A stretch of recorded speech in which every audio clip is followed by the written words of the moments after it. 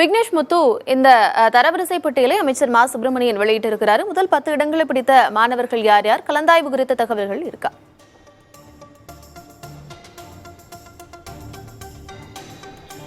மருத்துவ படிப்புக்கான அந்த கலந்தாய்வுக்கான தரவரிசை பட்டியலை தமிழக மருத்துவ மற்றும் மக்கள் நல்வாழ்வுத்துறை அமைச்சர் மா சுப்பிரமணியன் சென்னை கிண்டியில் இருக்கக்கூடிய கலைஞர் நூற்றாண்டு உயர் சிறப்பு மருத்துவமனையில் இன்று காலை வெளியிட்டு செய்தியாளர்களை சந்தித்தார்.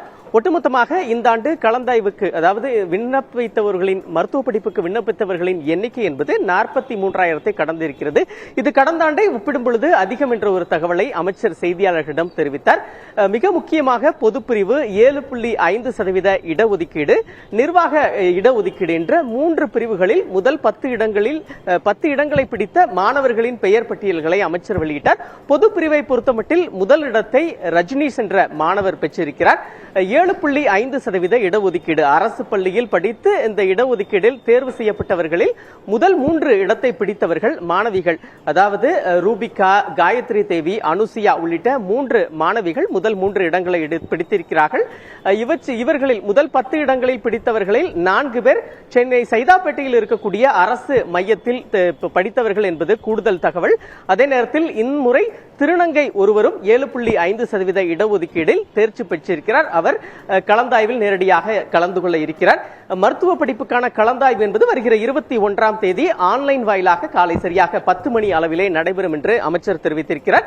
22ஆம் தேதி சிறப்பு பிரிவிற்கான கலந்தாய்வு சென்னை ஓமந்தூரார் அரசு மருத்துவமனை வளாகத்தில் நடைபெற இருக்கிறது.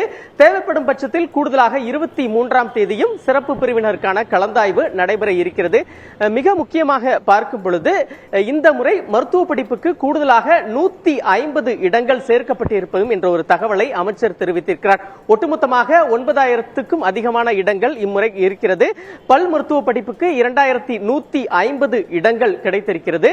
அகில இந்திய கலந்தாய்வு ஏற்கனவே கடந்த வாரம் முதல் தொடங்கி நடைபெற்றிருக்கக்கூடிய நிலையில் தமிழகத்தில் கலந்தாய்வு 21ஆம் தேதி நடைபெற இருக்கிறது. அதே நேரத்தில் நீட் தேர்வுக்கு எதிரான மனநிலையில் தமிழக அரசு இன்னும் நீடிக்கிறது. நீட் விலக்கு கோருவதற்கான நடவடிக்கைகளை நாங்கள் தொடர்ச்சியாக மேற்கொண்டு வருகிறோம் என்ற ஒரு தகவலையும் அமைச்சர் செய்தியாளரிடம் தெரிவித்தார். கார்த்திகா.